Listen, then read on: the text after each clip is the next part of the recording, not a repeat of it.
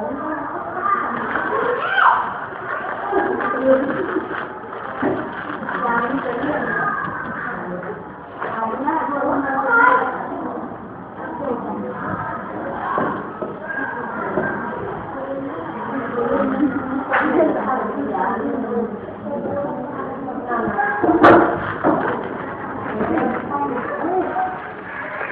อาอย่าง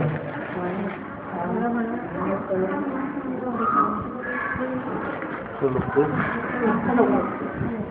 ผลการทดลองอาจารย์ที่ทำในเซนเตอร์ด้วยค่ะตอนค่ะแม่เหล็กสามารถดูดผลกระบายเหล็กเหลือตั้งอยู่บนกระดาษเชิญเหล็กเป็นสุรดาค่ะสรุปถ้าแม่เหล็กสามารถแยกตัวเหล็กออกจากเส้นทางได้เป็นการยกเป็นพื้นฐานตั้งไว้ค่ะประโยชน์ที่ได้รับจากโรงงานสามารถใช้แม่เหล็กดูดโลหะ